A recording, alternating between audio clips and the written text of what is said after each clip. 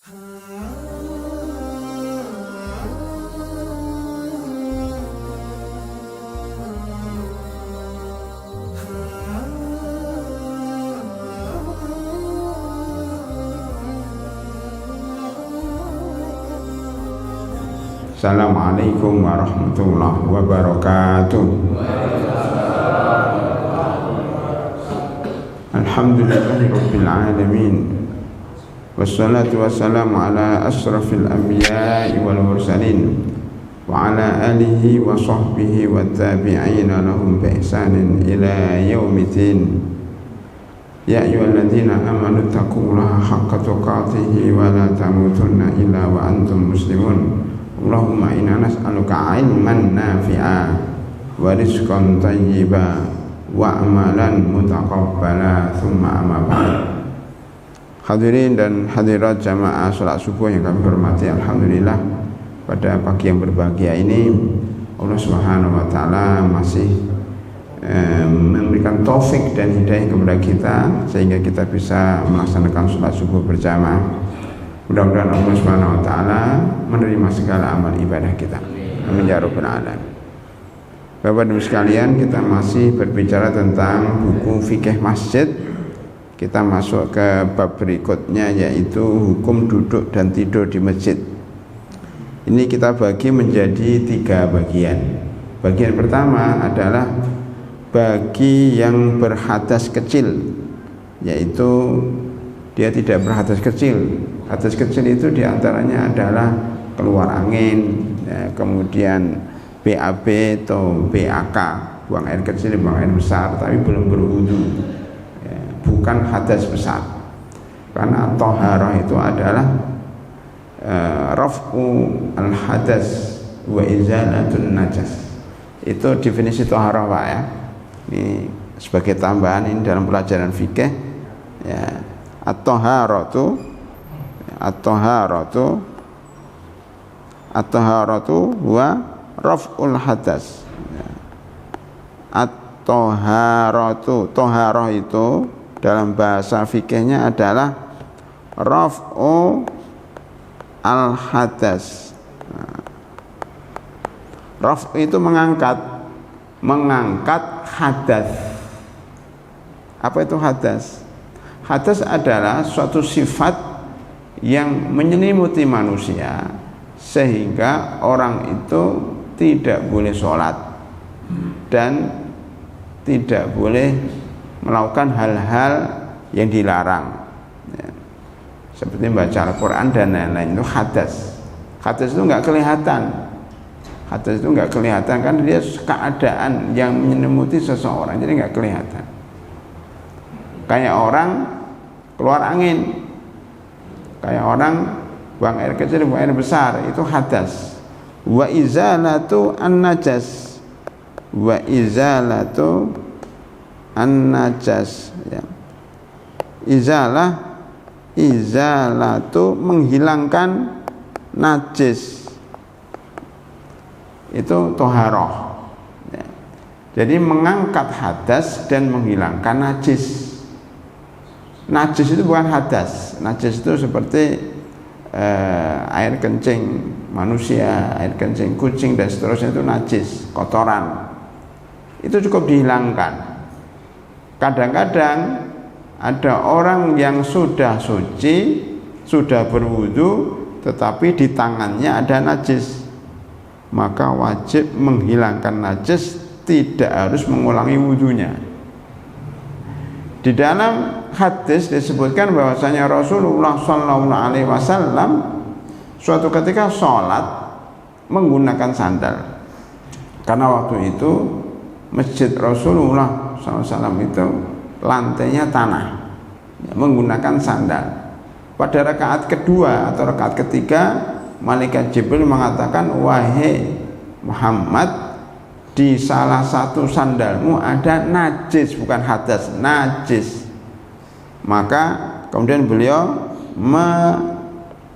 meletakkan sandal itu, melepas sandal itu di tengah sholat. Kemudian beliau melanjutkan sholat. Artinya apa? Bahwa kalau orang sedang sholat, di tengah perjalanan sholat, di tengah sholat dia menemukan najis, maka segera najis itu dihilangkan tanpa harus membatalkan sholat. Maksudnya kita menggunakan baju, ya. Kemudian baju itu tiba-tiba dikencingin oleh anak, apa?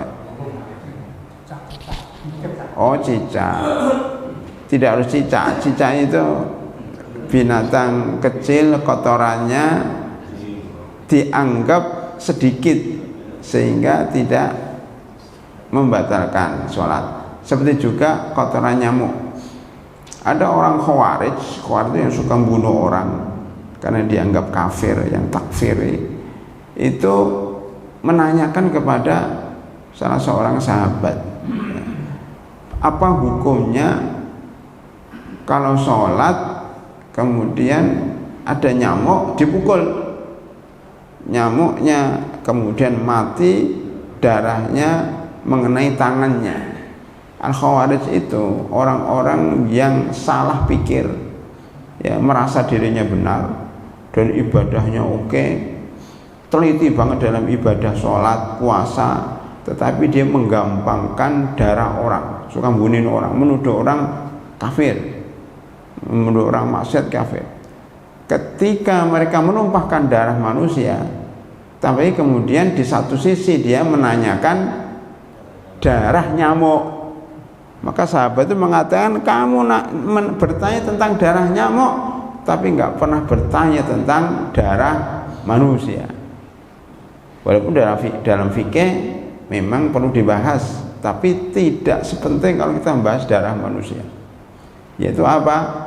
Darah nyamuk yang mengenai tangan kita itu walaupun darahnya najis, tetapi karena sedikit dan sulit dihindari, maka dianggap tidak apa-apa. Najis yang sedikit itu dimaafkan. Di dalam matan Nabi juga disebutkan madzhab Syafi'i bahwa semua baul, ya, semua air kencing dan kotoran itu najis illa kecuali yang sedikit. Termasuk kalau kita buang air kecil sambil berdiri atau sambil duduk, itu dipastikan nyiprat. Tahu nyiprat, Pak ya? Nyiprat, dalam bahasa Indonesianya apa nyiprat? Nggak ada. Menciprat, ya, jadi airnya itu membalik ke kita, ya. Tetapi kita tidak tahu, tidak merasa karena nggak kelihatan cipratan air kencing itu. Baik ketika dia sedang jongkok, atau dia lagi duduk, atau berdiri. Kan sekarang ada 3 buang air kecil itu, qu'udan wa ala junubim, ya, dalam bahasanya itu menyebut nama Allah itu dengan dalam keadaan duduk, dalam keadaan berdiri, dan keadaan tidur. Maka kencing sekarang pun ada 3, dalam keadaan duduk, dalam keadaan jongkok, dan dalam keadaan berdiri. Semuanya ada dalam satu masjid. Kadang-kadang ada 3 itu.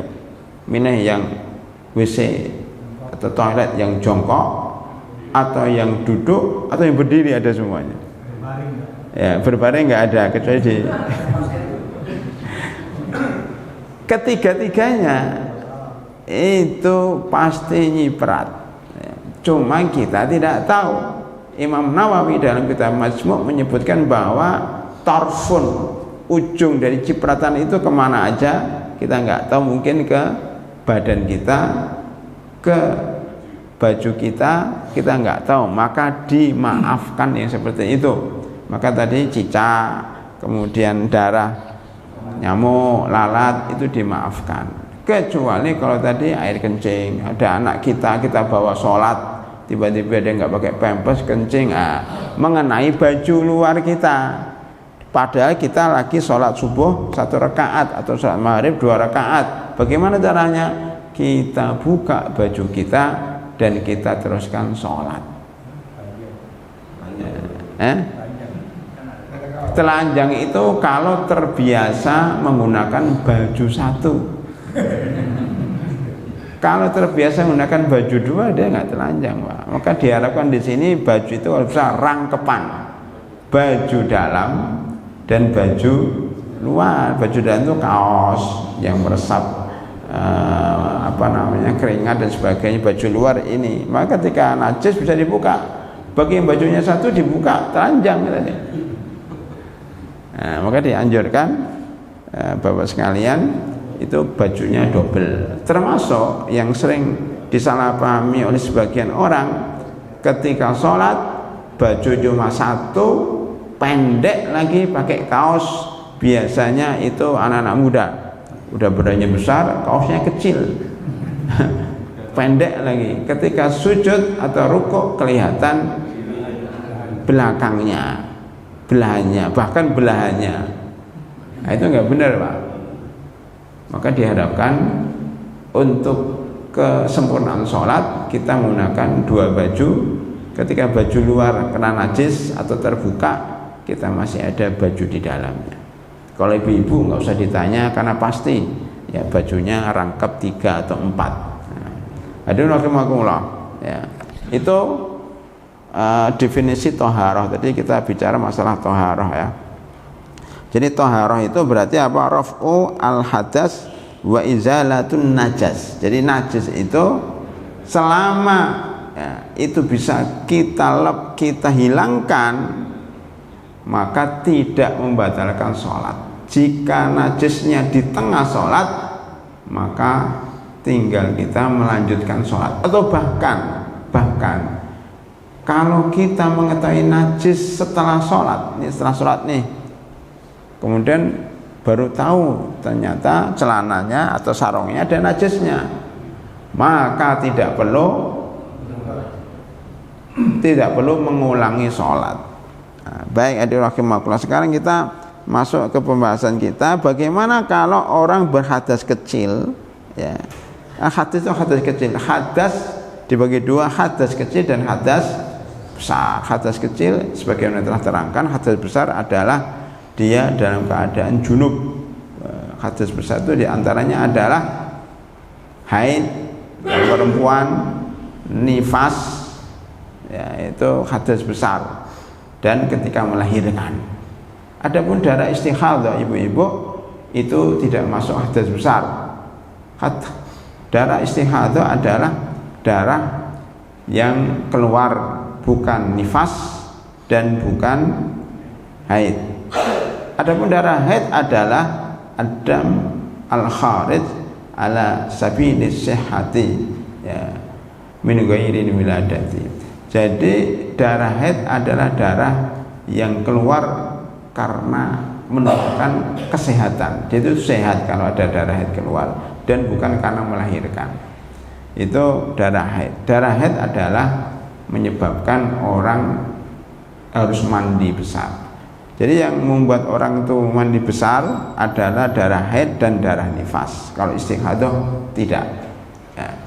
Kemudian tentunya masalah jodoh ini panjang. Intinya bahwa hadas dibagi menjadi dua, hadas kecil dan hadas besar.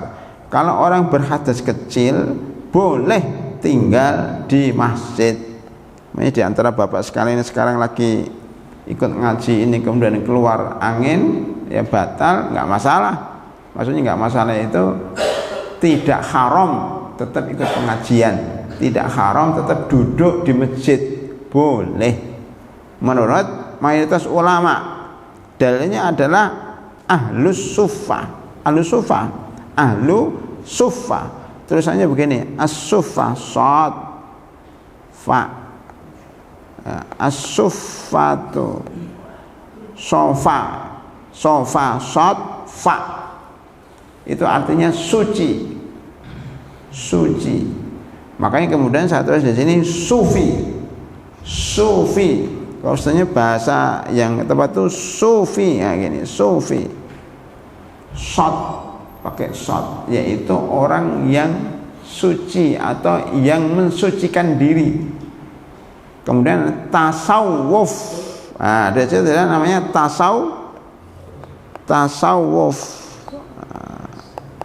tasawuf itu orang atau tasawuf itu suatu ilmu yang mensucikan diri, mensucikan jiwa, itu namanya ilmu tasawuf. Maka kalau di Al-Azhar, Jamiatul Azhar, Universitas Al-Azhar Kairo, itu kadang tasawuf itu masuk dalam ranah akidah, ilmu akidah dan tasawuf. Padahal sebenarnya kalau di Madinah, Universitas Madinah Al-Munawwarah, ini berbeda metodologi.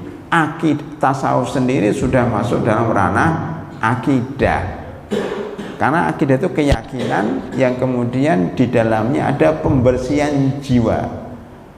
Lebih tepatnya atau lebih populernya adalah tazkiyatun nafsi. Tazkiyatun nafsi, membersihkan diri, ya, itu dari kata wa yuzakkihim, dan Rasul-Rasul itu mensucikan diri para sahabat dengan membaca Al-Quran. Nah, makanya di dalam kajian-kajian ada nama apa temanya Ustaz? Tazkiyatun nafs, membersihkan diri. Kita bicara tentang yakin, kita bicara tentang sabar, tentang qanaah, tentang syukur, tentang takut, ya, khasyah, tentang mengharap Allah Subhanahu wa taala. Itu ada pembahasan khusus ilmu-ilmu jiwa atau ilmu-ilmu hati. Ya. Ada rahimakumullah. Kenapa Ahlus-Suffah? Ahlus-Suffah adalah orang-orang miskin dari kalangan muhajirin. Orang muhajirin ini kan tinggalnya di Mekah, ya kan? Tinggalnya di Mekah, kemudian berhijrah ke Madinah. Di Mekah dulu miskin, di Madinah miskin juga. Kalau di Mekah kaya, biasanya di Madinah ikut kaya, tapi tidak semuanya. Ada sebagian yang mungkin di Mekah punya harta, kemudian berhijrah ke Madinah, hartanya sudah ditinggal semuanya, di Madinah tidak ada pekerjaan, nah, sehingga dia tidak bisa makan, tidak bisa punya rumah, akhirnya tinggal di masjid. Itu namanya Ahlus-Suffah. Lah sufi ini, para hadirin rahimakumullah, sufi ini, ya, sufi ini para ulama berbeda pendapat bagaimana asalnya itu dari mana. Ada yang mengatakan sufi itu asalnya adalah dari sufa ini, orang yang tinggal di masjid, sufa. Ada yang mengatakan sufi itu dari kata sufun.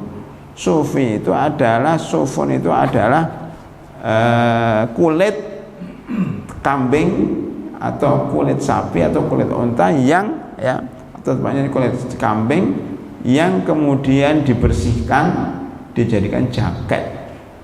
Ya, kita pernah pakai jaket yang terbuat dari kulit. Ya itu. Kemudian kadang-kadang untuk karpet, untuk sajadah, untuk keset, itu dari kulit. Kambing juga bisa. Dan itu dipakai. Nah, dulu orang-orang sufi yang mendahulu itu menggunakan pakaian dari suf, atau minimal pakaiannya tidak halus. Bukan kain apa?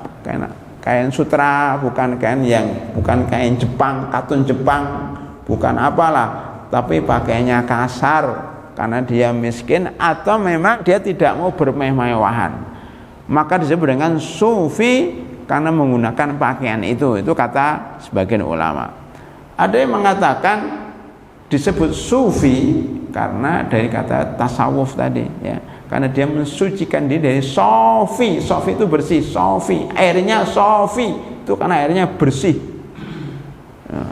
Kenapa kita bicara ini para hadirin? Karena kita bicara Ahlus-Suffah. Ahlus-Suffah itu nggak punya tempat, nggak punya makan, maka tinggalnya di masjid. Apakah hari ini masjid-masjid menyediakan tempat untuk orang-orang yang tidak punya rumah? Kan nggak ada, sekarang nggak ada kan. Tapi kalau masjid sekarang menyediakan tempat untuk santri banyak. Ini masjid namanya di Nur Huda ini, samping situ dibuat asrama di tingkat ini SD, TPA ini tingkat, kemudian di situ ada asrama untuk santri. Ya, jadi nanti santri-santri ini dibiayai oleh masjid. Ya, mereka lah yang menjadi imam, mereka yang menjadi penghafal Al-Quran dan seterusnya. Nah, itu juga ada sekarang sistem pondok pesantren tapi menempel di masjid. Itu bisa dikatakan kayak Ahlus-Suffah. Ya, tinggalnya di masjid, makanya di masjid. Pertanyaannya pada rahimakumullah, orang yang tinggal Ahlus Sufa ini itu kira-kira setiap jam atau 24 jam dalam keadaan suci enggak? Tidak. Ya, pasti tidak. Sulit orang 24 jam dalam keadaan suci kecuali Bilal. Bilal ketika batal itu pun enggak 24 jam wudu, batal wudu, batal wudu. Tapi enggak semuanya kayak Bilal. Lah kalau orang tinggal di masjid pastinya batal. Nah, dari sini kemudian para ulama mengatakan boleh dalam keadaan tidak suci tinggal di masjid sebagaimana Ahlus Sufa. Jadi kalau bapak batal malas wudu nggak apa-apa, tetap duduk di masjid. Kecuali kalau syuruk wudu dulu kemudian baru sholat lagi. Itu pada hadirin dalil pertama yang diambil oleh mayoritas ulama tentang kebolehan duduk bahkan tidur di masjid. Larangan tidur di masjid itu sebenarnya baru sekarang aja. Kenapa? Karena karpetnya bersih, karpetnya di vacuum cleaner ya, dibersihkan terus. Makanya kalau tidur nanti ngiler, orangnya ngiler. Kalau ngiler bau, orang sujud bau banget nih, bau ularnya siapa. Maka dari situlah dilarang tidur di masjid. Tetapi kalau sekarang pertanyaannya, kalau itikaf gimana? Tidurnya di mana? Di masjid. Nah, oleh karena itu masjid yang paling enak itu punya ruangan khusus untuk tidur, untuk orang yang menginap. Di beberapa masjid yang memanggil penceramah dari luar kota, karena dia menyediakan tempat ya, untuk penceramah atau untuk tamu itu tinggal di situ, walaupun itu masih dalam lingkungan masjid. Nah ini mengambil dari kasus Ahlus Sufah itu, karena masjid memang bukan sekedar sholat ya, tapi juga untuk hal yang lain. Bapak mungkin mendengar ya apa namanya Masjid Al-Falah, dengar ya? Dengar nggak Pak? Sragen.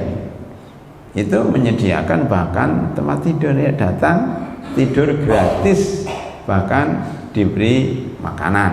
Makanannya tidak mesti Sabtu pagi saja ya, insya Allah ada yang Sabtu pagi, tapi tiap hari kapan saja ya. Enggak, itu cerita sampai ada masjid seperti itu. Bahkan bukan suruh tidur di masjid, ada tempat dipan-dipannya, ada kasurnya, itu semuanya gratis ya. Itu di dalam masjid, karena masjidnya besar, di bagian belakang ya, itu diberi tempat tidur ya, dan sebagainya. Intinya bahwa para rahimakumullah, zaman sekarang pun ada kayak ahli sufah seperti itu yang dalam perjalanan. Tentunya kalau di Masjid Nurul Huda tidak seperti itu, karena letaknya yang masuk gang pojok ya, jarang orang lewat di sini.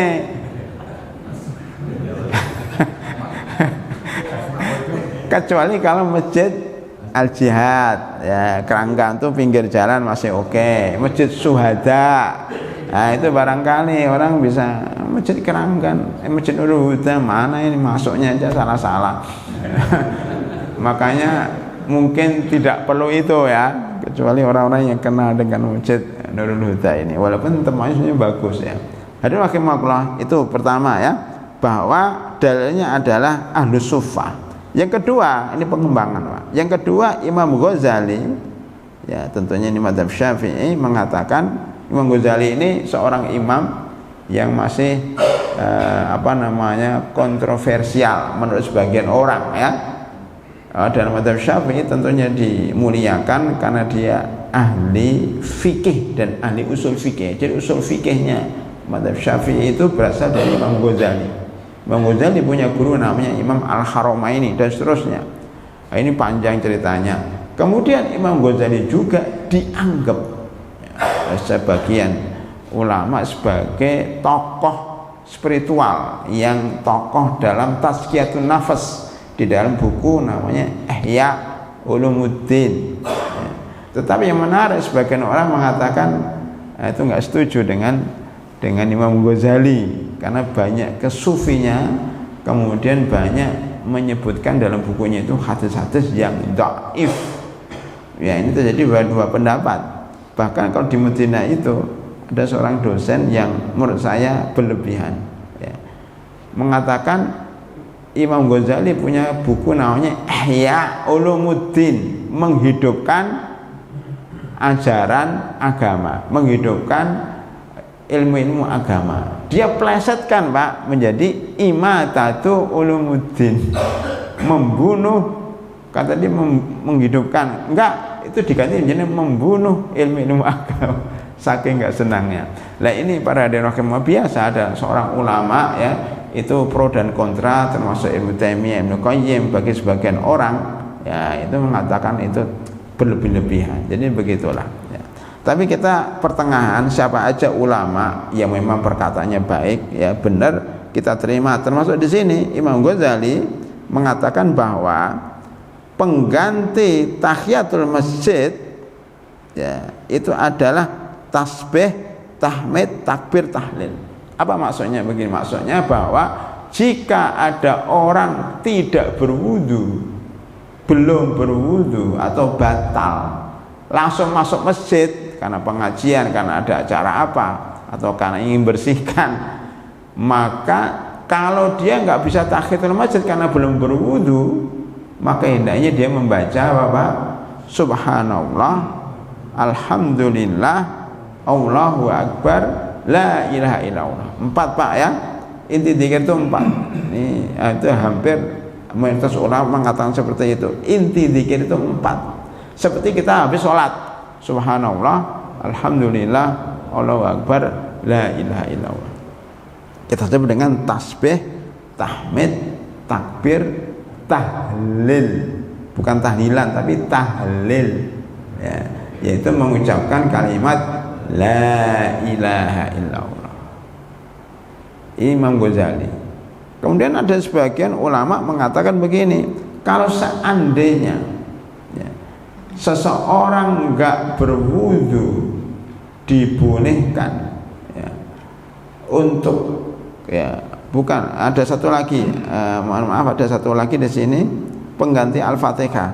Jadi ada satu hadis menyebutkan bahwa ketika Rasulullah SAW melihat seseorang masuk masjid atau seseorang tidak bisa baca Al-Fatihah, susah masuk Islam, baca Al-Fatihah susah banget. Jangan baca Al-Fatihah, Bismillah aja belepotan, apalagi Alhamdulillah susah. Lah padahal sudah masuk waktu maghrib, bagaimana cara sholatnya? Udah ganti dengan Subhanallah, alhamdulillah, Allahu akbar, la ilaha illallah. Udah, itu cukup mengganti Al-Fatihah.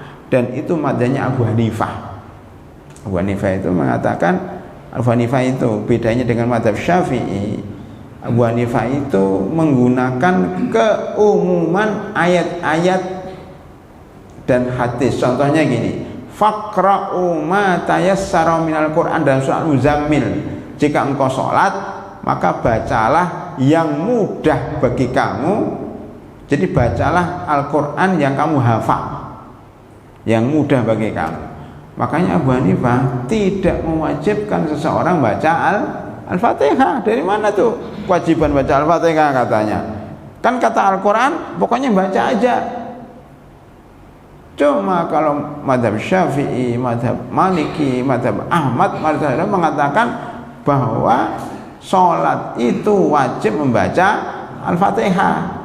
Karena hadis, yaitu apa? La sholata liman lam yaqra' bi ummil kitab. Tidak sah sholat seseorang yang tidak membaca Al-Fatihah.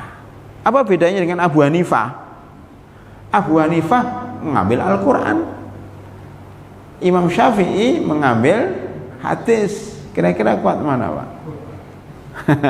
Bapak terpengaruh kan? Bapak terpengaruh. Al-Quran dengan hadis kuat mana Pak? Tadi katanya kuat Al-Quran, sekarang diam.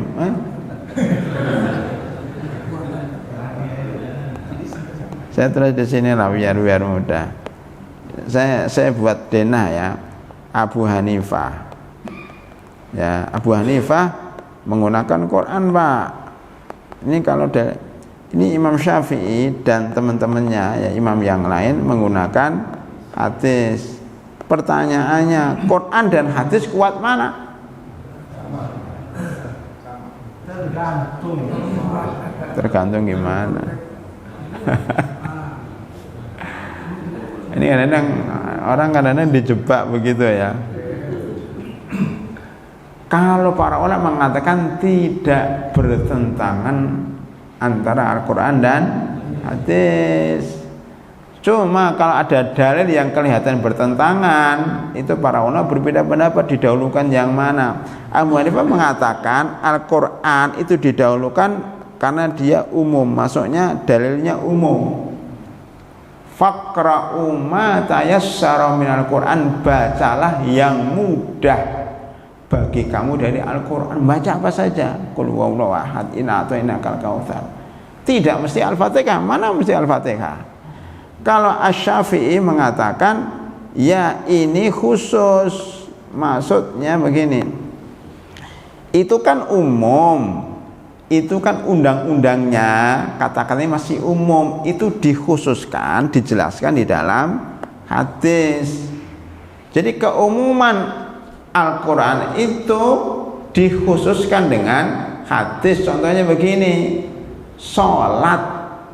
Mana sholat yang menunjukkan ya harus sholat maghrib, isya, subuh, duhur, asar? Nggak ada dalam Al-Quran. Sholat asar, sholatnya duhur ada, Pak. Kemudian kenapa sholat subuh 2 rakaat, sholat maghrib 3 rakaat? Dari mana itu? Al-Qurannya mana? Jadi kayak gitu, Qurannya pokoknya sholat kan gitu. Jumlahnya nggak ada, maka terserah sholat apa saja. Makanya Quran itu diterangkan oleh hadis. Maka jangan ikut aliran sesat yang namanya ingkaru sunnah. Ingkar sunnah itu tidak percaya sama hadis. Itu ada di Jakarta Timur, bukan ada Jakarta Timur, tapi ada di SPBU. SPBU itu apa? Stasiun Pengisian Bahan Bakar Umum. Kok ada di SPBU? Karena suka membagi buku-buku kecil di SPBU. Dan beberapa kali saya dapat itu. Itu buku itu pasti nggak ada hadisnya. Ya, kalau saya baca buku itu isinya cuma Quran, Allah berfirman, itu pun terjemahannya semuanya Allah berfirman. Isinya itu Allah berfirman aja. Cuma dipilah-pilah gitu, ayatnya dia pilih-pilih. Itu namanya ingkar sunnah. Kenapa? Tidak menyebut hadis. Saya pernah di daerah, ini Bekasi ya, di daerah Jati, ini apa nih, Jati Rangon ya, Jati Sampurna, ada di Jati Asih atau Jati apalah ya, pokoknya Jati gitu ya, Jati Asih, Jati Murni, saya kata sana lah, Komsen ke sana itu apa? Jatisari. Nah, Jatisari itu saya pernah kajian udah lama ya, kajian begitu, ternyata dia sepertinya orang ingkar sunnah. Karena berdebat itu, mana sunnah itu kapan dikerjakan, pokoknya macam-macam lah ya. Artinya dia tidak percaya dengan sunnah, itu bahaya. Walaupun sekarang hampir nggak ada itu, tapi artinya itu kalau ada pemikiran seperti itu sesat ya. Karena apa? Tidak mengakui sunnah. Kalau Abu Hanifah bukan nggak mengakui sunnah, tapi sunnahnya dikalahkan kalau ada Al-Quran. Tetapi kalau Imam Syafi'i, Imam Ahmad dan Imam Malik tidak. Qurannya dipakai, tapi untuk yang umum, sedang yang khusus itu menggunakan hadis. Globalnya Al-Quran, rinciannya hadis. Aqimis sholata, tegakkan sholat kan dalam Al-Quran. Gimana caranya? Hadis. Hajilah, gimana caranya? Hadis. Puasalah, bagaimana caranya? Hadis. Memang kewajiban sholat, kewajiban puasa, kewajiban haji ada di Quran, tetapi enggak disebut rinciannya dalam hadis. Begitu Pak, kira-kira begitu. Makanya di sini Majelis Ulama mengatakan Al-Fatihah itu rukun, walaupun Al-Quran tidak menyebutkan, tetapi karena hadis menyebutkan, kita ambil yang hadisnya dan tidak bertentangan dengan Al-Quran. Begitu caranya. Oleh karena itu Abu Hanifah dalam hal ini, jika orang tidak bisa membaca Al-Fatihah, boleh membaca Al-Quran yang lainnya atau membaca Subhanallah, Alhamdulillah, Allahu Akbar, La ilaha illallah. Pertanyaannya, kalau seandainya Al-Fatihah aja bisa diganti dengan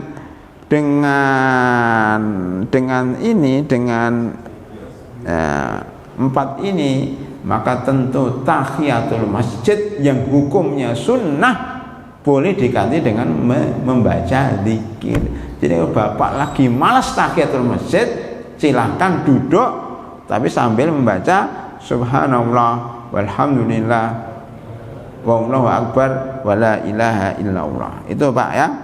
Makanya di sini berarti boleh duduk di masjid sambil berzikir, tetapi dia belum berwudu, karena zikir itu syaratnya tidak mesti berwudu. Kalau baca Al-Quran, sebagian ulama mengatakan harus berwudu supaya tidak terkena larangan. Bagaimana? Kita membaca Al-Quran lewat hafalan, tetapi niatnya zikir. Namanya nih, saya daripada nganggur nih, mendingan saya baca li ilafi Quraisyin ilafi rihlatas syita'i wasaif, gitu. Jadi niatnya zikir, bukan baca Al-Quran. Kenapa? Karena dia nggak berwudu umpamanya. Baik, hadirin rahimakumullah. Selesai yang pertama, berarti orang yang tidak berwudu boleh duduk di masjid berzikir. Sekarang bagi yang sudah berwudu, sunnahnya apa? Apakah duduk di masjid sunnah? Sunnah Pak. Ada sebagian nggak boleh. Ngapain duduk di masjid? Kita jawab, duduk di masjid sunnah. Hanya duduk saja sunnah. Ada dua dalil. Pertama, malaikat. Bapak duduk, ini malaikat akan mendoakan, Allahumma sholli alaih, Allahumma arhamhu. Ya Allah, berilah dia mendoakan, berilah dia kebaikan, berilah dia rahmat. Ini rahmatnya. Jadi berikan dia rahmat. Kapan itu? Selama dia di masjid, selama masih berwudu. Jadi gini, akhirnya orang tidak berwudu boleh duduk di masjid, tapi lebih baik dia berwudu. Kenapa lebih baik berwudu? Karena didoakan oleh malaikat sama dia di masjid. Maka bapak-bapak ingat pengajian ini sebaiknya dalam keadaan wudu. Walaupun dia duduk di belakang, walaupun dia duduk senderan, walaupun duduk sambil ngantuk-ngantuk dikit, walaupun dia melamun, walaupun dia ngobrol, dia main HP, tetap aja malaikat akan mendoakan. Karena nggak ada syaratnya disuruh malaikat mendoakan kecuali yang main HP, kan nggak ada. Nah, boleh. Nggak ada. Kemarin itu saya waktu di masjid mana, di pinggir jalan itu, habis sholat buka HP, maksudnya buka mushaf atau menjawab WA orang karena ada suatu kepentingan. Dia bilang, Pak, katanya, sekarang itu rata-rata main HP di masjid. Saya senyum aja. Hanya dia aja yang tidak pakai, karena dia nggak punya HP masalahnya. Tuh dia hancur gitu, nggak saya tanggapin. Nanggapin sama orang kayak gitu, ngapain kan gitu. Dia nggak paham, tidak setiap orang megang HP main game. Itu kan anak-anak main game. Di tempat kami itu kalau anak kemudian main HP, main game. Nah kalau orang tua gini main game ngapain? Buka HP itu ada Qurannya, gitu ada. Maka saya bilang kepada mahasiswa itu, Anda punya HP, punya laptop, nggak ada aplikasi Qurannya, itu haram untuk mahasiswa. Kalau bapak-bapak sunnah.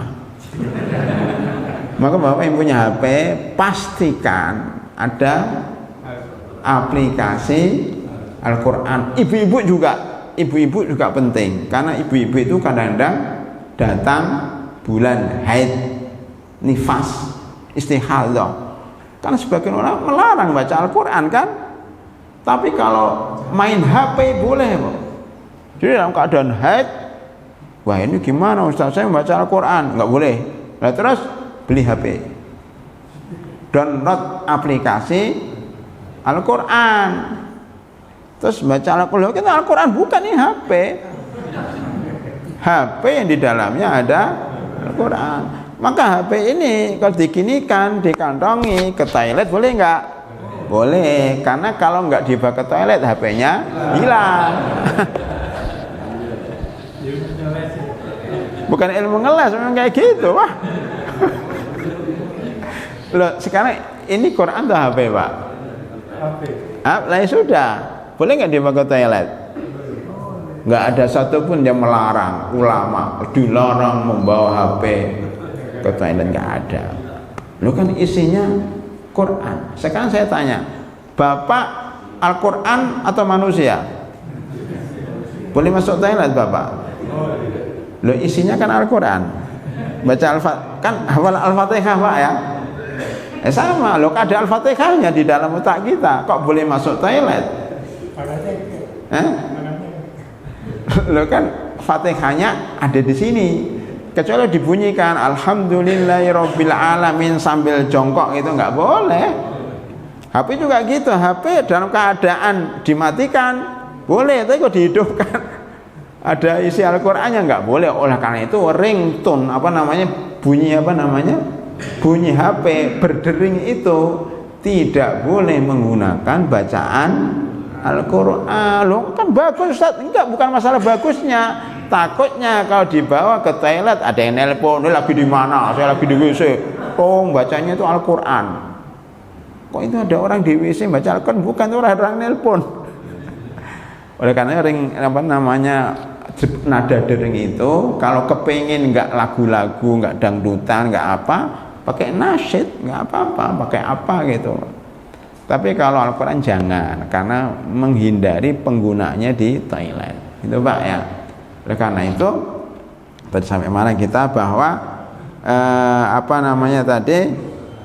di dalam masjid ya hendaknya kita berwudu karena akan terus didoakan malaikat walaupun menggunakan HP. HP pun diboleh digunakan untuk baca Al-Quran, baca hadis, dan menjawab WA pun yang bagus-bagus. Bapak lagi di mana? Lagi di masjid. Ada tamu, ya sudah tunggu, kan nggak masalah. Ya. Kenapa Rasulullah SAW itu didatangi tamu? Bahkan habis sholat zuhur, belum sempat sholat sunat, datang tamu. Boleh nggak terima tamu dalam masjid? Boleh. Boleh nggak makan di masjid? Boleh. Jadi kita jangan terlalu ini minuman di masjid. Ada gambar Superman lagi. Nggak masalah. Kadang-kadang orang itu terlalu berlebihan. Nggak boleh minum di masjid, nggak boleh makan di masjid. Nah, Rasulullah dan para sahabatnya makan di masjid karena itikaf. Ya. Makanya boleh bawa ke masjid asal pemakaiannya harus bagus, tidak untuk hal-hal yang tidak baik, kemudian bermaslahat, ya, dan seterusnya. Termasuk ini kan alat elektronik bisa ya menambah wawasan ya, dengan bisa melihat yang alat elektronik. Ini kan HP juga, iPad, tablet. Nah, artinya kan boleh kan? Nah, itu Pak, ya itu untuk kebaikan. Jadi jangan terlalu kaku dalam menghadapi, dalam memahami Islam. Baik, ada rahimakumullah. Pertama, malaikat akan mendoakan. Kedua, duduk menunggu sholat. Barang siapa yang duduk menunggu sholat, maka dianggap dia sholat. Makanya ba'dal maghrib sampai isya cuma duduk-duduk aja ngobrol ngalor ngidul, itu dianggap dia sholat. Jadi Bapak kalau kepengen sholat tapi nggak capek duduk di masjid sambil ngobrol bagaimana gini, termasuk ini Pak, Bapak mendengar pengajian sambil duduk sambil layah-layah senderan ya, itu dianggap berzikir, pahalanya sama dengan pahala orang yang membaca Al-Quran. Maka jangan sampai Bapak dan Ibu lagi ada kajian, saya baca Al-Quran ngapain cuma dengan pengajian aja, mendingan saya baca Al-Quran. Kan ada orang kayak gitu Pak. Loh, menuntut ilmu itu lebih baik, lebih mulia, lebih banyak pahalanya daripada membaca Al-Quran. Orang baca Al-Quran bacaannya salah, kemudian nggak tahu maknanya. Nah, kita menuntut ilmu itu menerangkan Al-Quran ini, menerangkan Al-Quran dan Sunnah. Maka menuntut ilmu itu lebih baik daripada ibadah sunnah.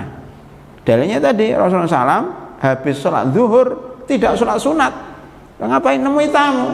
Tamunya bertanya tentang Islam. Karena ya Rasulullah, bagaimana Islam? Diajari Islam satu persatu sampai asar. Rasulullah mendahulukan terima tamu, mendahulukan mengajar orang daripada sholat sunnah. Itu sholat sunnahnya kapan? Sholat sunnahnya ketika pulang habis asar, ya, ke rumah salah satu istrinya, di situ sholat ba'diyah zuhur, tapi dilaksanakan ba'da asar. Ini ada perubahan suara, namanya isyarat. Ustadz sudah selesai katanya. Udah belum ya? Tapi suruh sudah. Oh, belum juga kan? Suruh aja belum. Oh ya udah. Ya baik, hadirin rahimakumullah. Jadi gitu Pak ya. Duduk saja berpahala. Asal berwudu. Apalagi kalau ada tausiah. Ya. Hadirin rahimakumullah. Sekarang yang ketiga terakhir, berhadas besar. Ada nggak orang itikaf? Ya, itikaf, kemudian dia bermimpi basah. Boleh nggak bermimpi basah di dalam masjid? Boleh nggak Pak? Boleh. Karena bermimpi itu bukan kehendak kita. Itu Allah Subhanahu wa taala yang menghendaki, tiba-tiba bermimpi bangunnya basah semua. Berarti dia junub. Artinya boleh junub di masjid kalau nggak sengaja. Termasuk perempuan lagi dengan ceramah, lagi di masjid, datanglah haid itu nggak dikehendaki, cuma datang tiba-tiba, maka dibolehkan. Tetapi kemudian dia langsung keluar mandi gitu. Nah, ada yang mengatakan tidak boleh junub di masjid. Dalilnya surat An-Nisa ayat 43. Wala junuban. Junub itu artinya apa sih Pak? Junub itu artinya jauh atau di samping. Junub itu jauh atau di samping. Anta jambi, kamu di samping saya, itu jauh dari saya. Ya. Junub itu jauh. Kenapa jauh? Karena orang yang sedang junub biasanya akan menjauhi orang, bukan menjauhi suami, menjauhi orang. Justru karena dekat dengan suami itu akhirnya junub. Maksudnya orang junub itu pasti malu deh, iya kan? Pasti malu dong. Oh, saya lagi junub nggak mau ketemu sama orang karena belum mandi. Jadi junub itu artinya jauh. Wala junuban, dan tidak boleh orang junub itu mendekati masjid illa abiri sabilin, kecuali kalau lewat saja. Ini mazhab Syafi'i, bahwa orang junub tidak boleh tinggal di masjid. Ada yang mengatakan boleh tinggal di masjid asal berwudu. Memang wudu tidak mengangkat hadas besar, tetapi minimal mengurangi. Maka boleh tinggal di masjid asal dia berwudu. Yang menarik, ada sebagian ulama mengatakan boleh. Apa dalilnya? Hadis Abu Hurairah radhiyallahu anhu, beliau mengatakan suatu ketika saya lagi junub siang hari di rumah, tapi kemudian dia berjalan keluar, belum mandi sudah berjalan keluar, ketemulah sama Rasulullah di depan sono. Ada Rasulullah. Akhirnya dia masuk gang set supaya nggak ketemu Rasulullah. Besoknya ketemu Rasulullah. Kenapa kemarin kamu menghindar? Memang ada apa? Ya, ayo ada apa? Rasulullah mengatakan, Abu Hurairah mengatakan, ya Rasulullah, kemarin itu saya itu lagi junub belum mandi, malu ketemu dengan engkau ya Rasulullah. Kata Rasulullah, subhanallah, maksudnya Allah, sesungguhnya orang muslim itu tidak najis. Innal muslima la yanjus, orang muslim itu tidak najis. Kalau orang kafir najis. Innamal musyrikuna najas, dalam surah Taubah ya. Sesungguhnya orang musyrik itu najis. Bahkan ada yang mengatakan najis badannya, sebagian ulama sih, tapi aslinya najis akidahnya. Maka fala yadkhulul masjidal haram ba'da amim hadza, enggak boleh masuk Masjidil Haram ya. Itu karena najis, walaupun itu najis akidahnya. Tetapi muslim juga enggak najis, walaupun dia junub enggak najis. Makanya ketika dia meninggal dunia dan dia dimandiin, tidak harus tangannya yang mandiin dicuci karena dia enggak najis ya. Tapi disunahkan dia berwudu dan mandi setelah mencuci mayit. Memandikan mayit disunahkan untuk mandi, tapi sebenarnya dia enggak najis. Al muslim la yanjus, muslim itu tidak najis. Maka ketika junub maka dia boleh di masjid menurut sebagian orang. Baik, ada rahimakumullah. Dulu ada seorang perempuan menjadi marbot masjid pada zaman Nabi Muhammad sallallahu alaihi wasallam. Perempuan janda ya, udah tua, ibu-ibu, Rasulullah direkrut menjadi marbot masjid. Enggak punya rumah, tidur di masjid, membersihkan masjid. Suatu ketika ibu itu enggak ada. Rasulullah datang ke masjid, mana ibu itu? Kata ahli masjid, dia sudah meninggal ya Rasulullah. Rasulullah mengatakan, kenapa enggak bilang sama saya? Jadi sahabat tuh kadang-kadang mengatakan, ini ibu ini siapa, nggak terkenal. Kenapa kalau mati harus lapor ke Rasulullah? Seakan-akan seperti itu. Rasulullah mengatakan, para sahabatku, di mana dia? Kuburannya di mana? Di sana. Kalau di sini pondok Ranggon gitu kan. Antarkan saya. Pada malam hari, antarkan saya, kata Rasulullah. Mana kuburannya? Malam hari, langsung ke kuburan. Di situ beliau menyolatkan jenazah perempuan marbot masjid. Jadi bagi Rasulullah marbot masjid itu mulia. Ibu-ibu mau jadi marbot masjid kan? Nah itu marbotnya itu oleh Rasulullah didatangi kuburannya, sholat di situ. Ini juga menunjukkan bahwa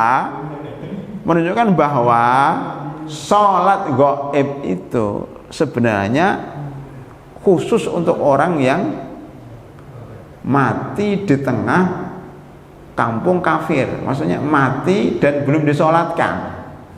Kalau sudah disolatkan nggak perlu. Artinya menunjukkan kalau seandainya sholat gaib itu disunahkan, tentunya Rasulullah ngapain harus ke kuburan malam-malam? Mendingan sholat di masjid, nyolatkan gaib sama ibu itu. Rasulullah nggak, mana kuburannya? Langsung ke kuburan, disolatkan di kuburan itu. Boleh nyolatkan jenazah di kuburan, karena sholat jenazah itu tanpa rukuk, tanpa sujud. Nah itu. Lah itu juga tinggal di masjid. Bisa haid, bisa nifas dan sebagainya kan. Ya itu salah satu contoh pendapat yang mengatakan junub pun sebenarnya boleh tinggal di masjid. Jadi ada satu ini Pak, satu dalil ini terakhir cerita namanya Sumamatu bin Asal, namanya Sumamatu bin Asal, bukan Asal ya, Asal. Sumamah ini laki-laki Pak, salah seorang panglima perang dari suku Al-Yamamah, suku Najd yang daerah Riyadh sekarang. Ini orang kafir ketangkap, kemudian karena waktu itu nggak ada penjara, diikat di tiang masjid. Jadi masjidnya Rasulullah itu banyak tiangnya. Kalau ingin nyunah banyak, ini nggak ada tiang, nggak nyunah ini. ini anu Pak, apa namanya, ya untuk ini menyindir orang-orang yang terlalu maksaklek dengan Rasulullah. Ngomongnya gini, masjid Rasulullah itu ada tiangnya, ini nggak ada tiang berarti nggak nyunah. Masjid Rasulullah itu atapnya adalah pelepah kurma, bawahnya tanah. Wah, ini atapnya bagus, bawahnya karpet, nggak nyunah dong.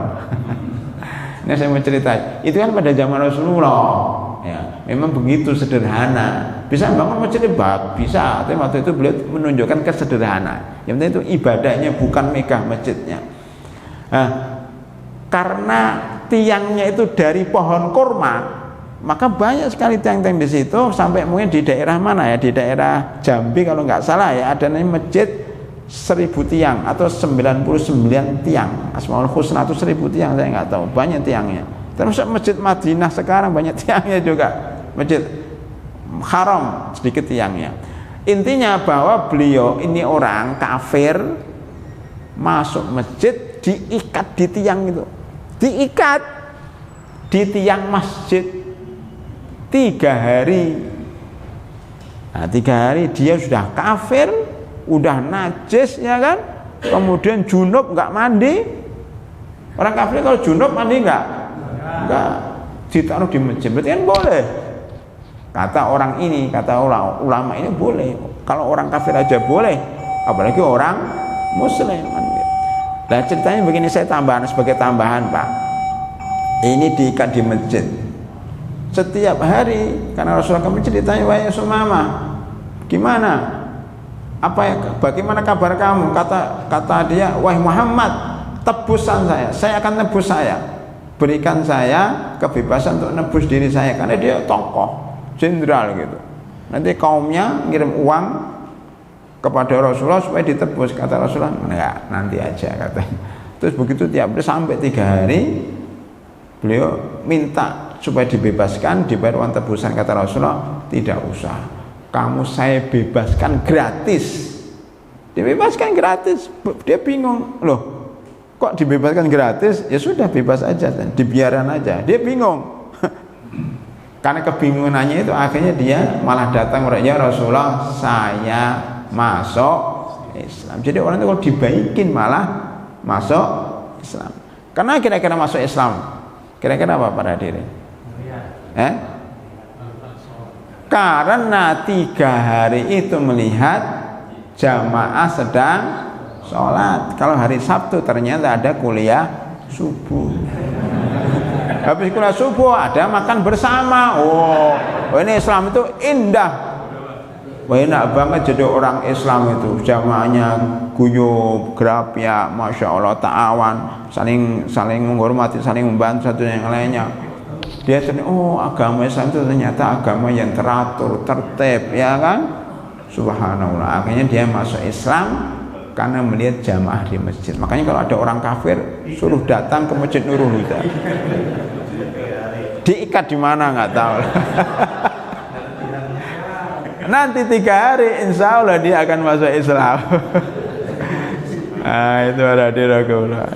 Jadi peristiwa itu, subhanallah, banyak sekali manfaatnya, banyak sekali pelajaran. Sampai situ aja para hadirin rahimakumullah. Ya, ini masih sesi pertama, sesi kedua nanti bagaimana hukum perempuan yang haid dan sebagainya tinggal di masjid akan kita bahas pada pertemuan yang akan datang. Ada pertanyaan para hadirin?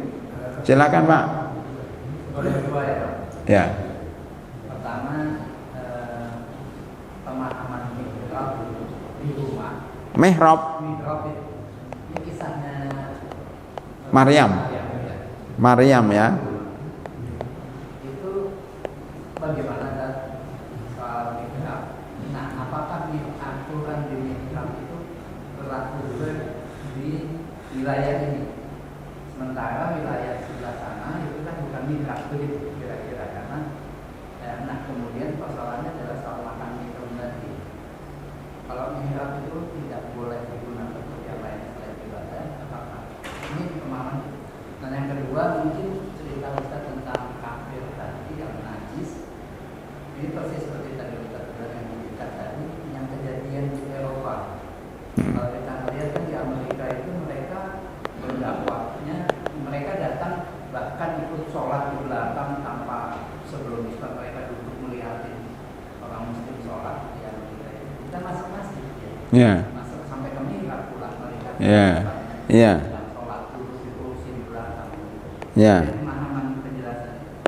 Baik, ada 2 pertanyaan. Pertanyaan pertama masalah mihrab. Mihrab ini para ulama masih berbeda pendapat tentang pengertiannya. Tetapi secara umum, nanti kalau nggak salah ada mihrab di sini, dalam pembahasan buku ini ada. Mihrab itu tempat untuk ibadah pada zaman Maryam, pada zaman Nabi Zakaria. Maka mihrab kalau mau digambarkan itu masjid, jadi masjid ada ruangan khusus ya. Mungkin kalau sekarang ini ruangan DKM itu ya. Ya ini masjid gitu. Mihrab itu berarti ruangan khusus yang dipakai untuk sholat. Ya, untuk tidur. Ya kayak gini lah, kayak itulah mihrab itu ya. Sekarang ada ruangan DKM itu. Ruangan untuk menyimpan barang-barang masjid, gudang. Itu mihrab sebenarnya pada zaman Nabi Zakaria. Kullama dakhala 'alaiha Zakariyal mihrab wajada indaha rizqa. Setiap Nabi Zakaria masuk mihrabnya Maryam, maka didapatkan di dalamnya makanan musim dingin yang tidak ada pada musim panas, makanan yang tidak ada di tempatnya Maryam. Jadi makan dari mana? Itu menunjukkan bahwa pertama mihrab itu untuk sholat, untuk ibadah kan. Yang kedua dia tinggal di situ, tidur di situ karena dia nggak keluar Maryam itu. Ketiga untuk makan. Tetapi benang merahnya bah mihrab itu tempat khusus, tidak dimasuki orang lain, tidak bercampur dengan jamaah lain. Dulu Rasulullah SAW itu kalau itikaf nggak gabung sama jamaah karena beliau sebagai pemimpin, ya beliau membuat tenda khusus. Sekarang mungkin seorang imam, ya seorang pemimpin itu mungkin itikafnya di dalam kamar itu, kamar DKM itu. Di situ beliau sujud, beliau berdoa, beliau makan bahkan di situ. Itu mihrab yang ada pada zaman Zakaria. Kemudian akhirnya mihrab kemudian berkembang menjadi mihrab itu sebagai tanda kiblat. Ini mihrab jadinya kan. Cuma mihrab pada zaman Nabi enggak sebesar ini Pak. Mihrab itu hanya cukup untuk satu kepala. Lihat aja di Masjid Nabawi. Mihrab cuma bangunan, enggak sampai lubang dalam kayak gitu tuh Pak. Cuma untuk kepala. Tanda itu kiblat. Kemudian zaman sekarang berkembang, mihrab malah tempat bersembunyinya imam. Ini yang saya belum tahu dasarnya. Memang mihrab itu bukan untuk sembunyi imam, kan semuanya sembunyi nih kan. Pak, kayaknya gimana gitu? Halo? Iya tempat khusus. Zaman dahulu itu imamnya itu kelihatan kanan dan kiri. Saya itu pernah zaman dahulu waktu di pondok itu ada seorang ustadz datang dari luar, tiba-tiba langsung jeret sajadahnya ditarik ke belakang. Bingung juga waktu itu. Ternyata baru tahu dia berpendapat bahwa imam itu sebaiknya bisa dilihat dari kanan dan kiri, termasuk khatib. Kalau kayak mihrabnya besar ini, imamnya masuk, khatibnya masuk. Yang sini nggak kelihatan khatibnya mana, masuk mihrab dia. Di beberapa masjid di Jakarta, di kantor saya pernah khutbah di situ. Kalau nggak salah di Telkom atau di mana, itu karena nggak cukup masjidnya, itu mihrabnya, mimbarnya masuk. Tapi kalau pas khutbah Jumat dikeluarin, pas sholat dimasukkan, itu bagus itu. Karena masjidnya sempit. Nah, ini masalah sunnah atau masalah lebih utama. Kalau ini nggak apa-apa. Tapi kalau imamnya kelihatan itu lebih baik. Maka kalau nggak ada jamaahnya cuma 2 shaf, imamnya mundur itu lebih baik. Tapi kalau jamaahnya penuh, temannya nggak cukup, imamnya masuk lagi. Nah, itu namanya mihrab. Mihrab sudah sudah berpindah definisinya. Ini mihrab Pak. Nah, berarti Maryam itu nggak di rumah, Maryam itu di masjid, namanya Masjidil Aqsa, bukan di rumah Pak. Di rumah nggak ada mihrab, mihrab itu untuk masjid, gitu Pak ya. Yang kedua, masalah orang kafir. Orang kafir masuk masjid itu boleh. Tadi kan sudah saya sampaikan, Rasulullah itu kalau menerima tamu orang kafir di mana? Di masjid. Rumah beliau kecil di masjid. Terus Abu Sufyan, termasuk orang-orang mana wafdun itu utusan dari mana ke masjid semuanya, nggak masalah. Kecuali Masjidil Haram, itu nggak boleh masuk. Kecuali kalau Masjid Keranggan boleh. Masjid Nurul Huda boleh, Masjid Al-Jihad boleh, Masjid Istiqlal juga boleh. Dulu ada Obama ya masuk Masjid Istiqlal, nggak masalah. Dulu pernah di Solo itu ada walimahan pernikahan di masjid, orang kafir diundang, diundang oleh Sohibul Hajat, ada satpam di depan, panitianya nggak boleh, kafir katanya. Oh ribut, loh saya diundang. Nah ini kan orang nggak paham, silahkan masuk masjid, nggak masalah ya, untuk menghadiri pernikahan ya. Itu dulu ada pernikahan di mana di Citra Grand itu juga kadang-kadang masjidnya dipakai untuk walimah, masjidnya pernikahan. Nah, nggak masalah di An-Nikmah ya. Itu para hadirin. Jadi boleh orang kafir masuk masjid kecuali Masjidil Haram, itu tidak boleh. Kalau Masjid Nurul Huda boleh. Jadi kalau ada orang kafir masuk masjid nggak apa-apa. Gitu Pak ya. Insya Allah bagi di Eropa. Eropa itu tempatnya orang kafir. Nah, mereka masuk masjid silahkan ya, biar mereka kenal dengan Islam. Saya kira cukup itu karena sudah siang dan kita harus sholat juga syuruk ya. Kita tutup dengan doa kafaratul majlis. Subhanakallahumma bihamdika asyhadu an la ilaha illa anta astaghfiruka wa atubu ilaik. Assalamualaikum warahmatullahi wabarakatuh.